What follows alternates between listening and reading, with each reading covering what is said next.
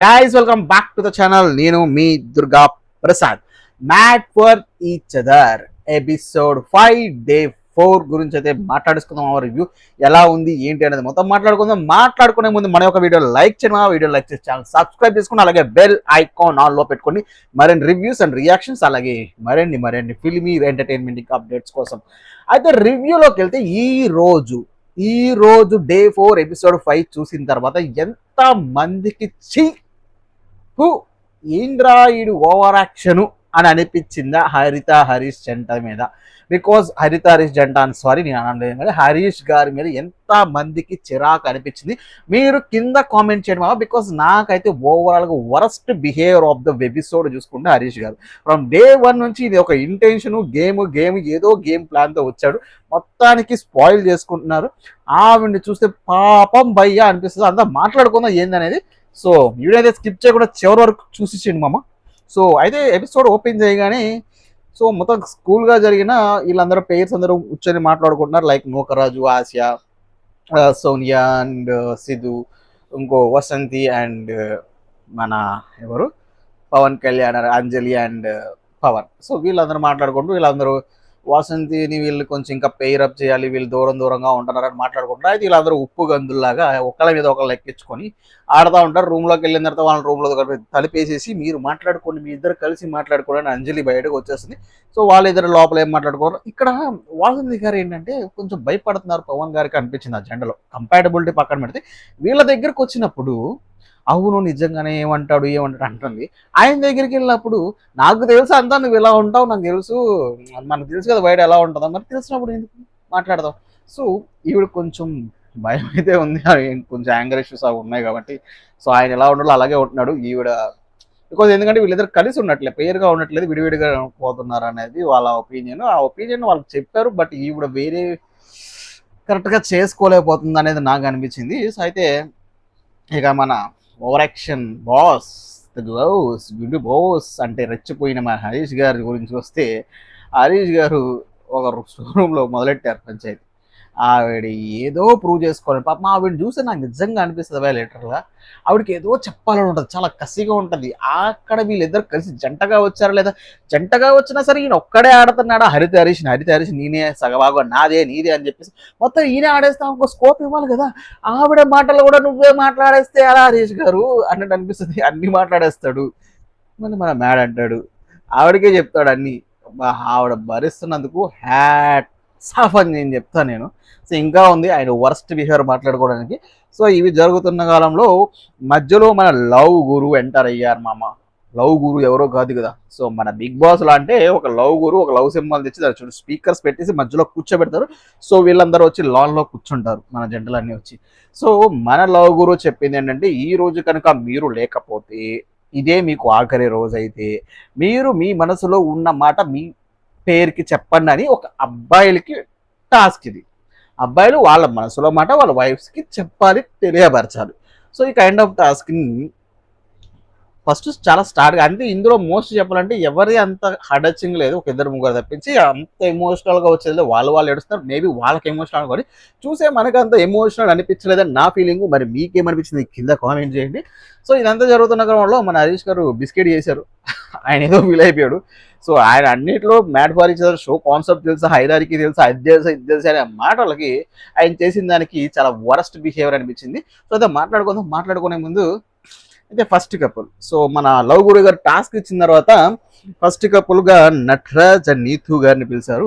So వాళ్ళిద్దరు ఏం మాట్లాడుకున్నారు అనేది. సో నటరాజు గారు ఆయన బిఫోర్ లవ్లో వాళ్ళ అమ్మగారు నీతు వాళ్ళ అమ్మగారు డెడ్ బెడ్ మీద ఉన్నప్పుడు జరిగిన సన్నివేశాన్ని పంచుకుంటున్నారు. అది చెప్పకూడదు అనుకుంటున్నారు, అది ఇప్పుడు చెప్తున్నారు. అవి మనసులో ఓపెన్ అయ్యి మేబీ అది చివరి ఎండ్ కాదు, రియల్గా ఎండ్ కాదు, షో కాన్సెప్ట్ అవ్వదు. సో ఆయనకు అనిపించింది అని చెప్పారు, దట్స్ గుడ్ ఓకే. బట్ మనకైతే అది ఎమోషనల్ అనిపించలేదు కానీ ఓకే, వాళ్ళ వరకు వాళ్ళ పరంగా అది emotional. So next Sonia and Siddhu జంట. సో వీళ్ళు చాలా క్యూడ్ మామ, వీళ్ళు ఎక్కడ చూసినా వీళ్ళ ఫన్ వీళ్ళదే. వీళ్ళు మాత్రం చాలా జెన్యున్గా ఉన్నారని నాకు ఫీలింగ్. బికాజ్ ఇక్కడ కూడా వాళ్ళు అంతే జెన్యున్గా వచ్చారు. సోనియా ఏదో చెప్పింది, ఆయన ఉండకపోతే నేనే ఉండను ఫస్ట్ అని. సో ఉండకపోవచ్చు కానీ ఉంటారు, కానీ ఉండరు అని చెప్తారు అంతే. సో ఈయన కూడా అదే ఈయనకి మనిషి జన్మ అంటేనే చిరాకు అనే కాన్సెప్ట్ ఉంది. సో బికాజ్ వాళ్ళ గురించి ఆలోచించారు, వీళ్ళ గురించి ఆలోచించారు, ప్రేమించామని గురించి ఆలోచించారు. సో ఈ థాట్ బాగుంది. బట్ నేను లేకపోతే అనలేదు, తను లేకపోతే నేను, బట్ ఈ మొత్తానికి ఇది ఏం చెప్పలేదు. చెప్పకుండానే ఈ కాన్సెప్ట్ నాకు అవసరం లేదని ఇలా చెప్పొచ్చు, ఇది ఒక పద్ధతి. సో చెప్పాడు మొత్తానికి, ఓకే అక్కడ okay okay. Next Pavan and Anjali. So ఈయన వచ్చారు, ఈయన వచ్చి ఇదేదో మొన్న రూమ్లో నిన్న ఎపిసోడ్లో రూమ్లో బతిమలాడుకున్నట్టుంది కదా, ఈవిడికి చాలా యాక్టిట్యూడ్ అని తెలుస్తుంది. ఐ మీన్ లైక్ కొంచెం అప్పర్ హ్యాండ్ పొగరు అన్నట్టు. సో ఈయన చెప్తున్నా సరే ఆమె అంత లైట్గా ఈయన ఏదో చెప్తున్నాడు, నేను అదమ్మా ఇదమ్మా ఇదమ్మా అంటూ ఇన్ని రోజులు ఎలా ఉన్నానమ్మా అన్ని రోజులు అలా ఉన్నానమ్మా అని చెప్పి ఈయన ఎందుకు ఫీల్ అయిపోతున్నాడో, ఎందుకు ఏడిపోతుందో తెలియదు. ఆమె చాలా లైట్, సరే చెప్పు చెప్పు చెప్పు చెప్పు చెప్పు చెప్పు అన్నట్టు ఉంది. సో బికాజ్ అవును చాలా లైట్గా తీసుకుని ఏదో ఫేక్గా మాట్లాడుతున్నాడేమో అన్ని ఆలోచన మధ్య నాకు అనిపించింది, అంత ఎమోషనల్గా లేదన్నట్టు అనిపించింది. సో నెక్స్ట్ జంట ఎవరు మామ, మన భాను అండ్ జాను కూడా వచ్చారు. భాను అండ్ జాను వచ్చేసి మన జాను గారు ఆయనకి అమ్మ నాన్న లేరు, అమ్మాయి నాన్న వీళ్ళైనా అంటే ఆయనకి ఎందుకు చెప్పారు. అది కూడా అంత నాకు ఎమోషనల్ అనిపించలేదు. సో ఓకే మనకి అనిపించలేదు, మేబీ వాళ్ళకి ఎమోషనల్, వాళ్ళిద్దరు కూడా ఎందుకు ఏడుస్తున్నారు, ప్రతి ఒక్కరు వచ్చి ఏడ్ చేస్తున్నారు, అంత ఎమోషనల్ పాయింట్ ఏముంది మామ అనుకున్నా నేను. సో అంతే. నెక్స్ట్ శివ్ అండ్ ప్రియాంక వచ్చారు. శివ్ గారు వాళ్ళ చిన్నప్పుడు ఈవిడికి చెప్పాలనుకున్న మాట చెప్పరా నాయన అంటే ఫస్ట్ చిన్నప్పుడు గతం స్టార్ట్ చేశాడు. మేబీ వాళ్ళ ఫాదర్ గురించి, వాళ్ళ ఫాదర్ ఎలా ఉంటారు, వాళ్ళ ఫాదర్ ఎంత deadly person, I mean like తాగుతారు కొడతారు వాళ్ళ వైఫ్ని అని చెప్పేసి బాధపడుతున్నాడు, ఇలా ఉండకూడదు అని. సో అలా నేను చెయ్యను, అలాంటి ఫాదర్ని నేను కాను అనేది చెప్పాలనుకుంటున్నాడంట. అది చివరి మాట అయితే, బేబీ లేదు అక్కడ, కానీ వీళ్ళు ఏదో కాన్సెప్ట్ అనుకోండి, ఏదో చెప్పాలి కాబట్టి అది చెప్పాడు. బట్ సమ్ వాట్ గుడ్ అనిపించింది, బికాజ్ వాళ్ళ ఫాదర్ లాగా ఈయన ఉండకూడదు అనుకుంటున్నాడు, అది చెప్తాను. బికాస్ అది యాక్షన్స్లోనే తెలిసిపోద్ది వాళ్ళకి లవ్ చేసేటప్పుడే. సో అంత నాకు కూడా ఇది కూడా అంత ఎమోషనల్ అనిపించలేదు. బట్ నాకు నెక్స్ట్ ఎవరు వచ్చారమ్మా, ఈ గ్యాప్లో రావాలనుకున్నప్పుడు మనోడు రచ్చ చేశాడు, worst behaviour of this show అన్నట్టు కదా. సో మన ఈయన పేరు హరీష్ గారు వెళ్ళిపోయి, ఏంటి లవ్ గురు నీ చెంప పగలు కొడతా, లవ్ గురు ఏంటి ఇలాంటి క్వశ్చన్ అడుగుతాడు ఎవడైనా అడుగుతాడా? అరే ఆయన అది షో నాయన, ఏదో ఒక కాన్సెప్ట్ రోజు షో నడవాలంటే అలా కాన్సెప్ట్ చెప్పారు.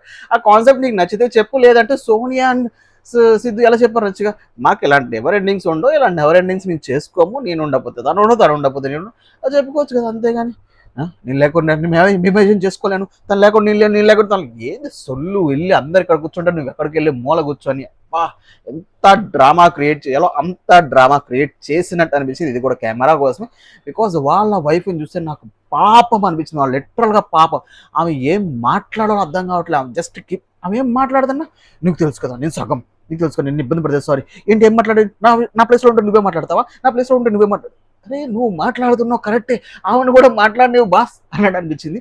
మావేమన్నా తెలియక బట్టలు సర్దుకొని సైలెంట్గా ఉంది. తర్వాత పాపం నూకరాజు వచ్చాడు, రెండన్నా అది ఎప్పుడు వచ్చాడని చెప్తా. అయితే ఇక నెక్స్ట్ ఇలా అయిపోయిన తర్వాత నెక్స్ట్ బ్రిటు అండ్ సంజయ్ ఇది జరుగుతున్న క్రమంలో వీళ్ళు అక్కడికి వెళ్ళలేదు, తర్వాత బలవంతంగా వచ్చారనుకో మధ్యలో, అది వెళ్ళిపోయారు. తర్వాత మళ్ళీ ఇంకా వెళ్ళిపోయిన తర్వాత కంటిన్యూ చేసింది బ్రిటు అండ్ సంజయ్ది. వీణ చాలా బాగా మాట్లాడాడు. బ్రిటు తెలుగు రాకపోయినప్పటికీ చాలా మంచిగా మాట్లాడాడు. ఐ మీన్ లైక్ ఉన్నప్పుడు నువ్వు పోతా, నేను లేకపోతే నువ్వు లేవు, నేను లేకపోతే నువ్వు లేవు అన్న కాన్సెప్ట్ కాకుండా, నేను లేకపోతే నువ్వు శుభ్రంగా బతుకు, ఒక రోజు ఏడవు, ఇంకో రోజు చేడవకు, మనకి ఇట్స్ ఉంటే వాళ్ళ కోసం చూసుకో, బీరు వాళ్ళు డబ్బులు ఉంటే మంచి కామెడీ చేశారు. నాకు చాలా జెన్యున్గా నీట్గా మంచిగా అనిపించింది, మ్యాడ్ అనిపించింది ఇలా మధ్య.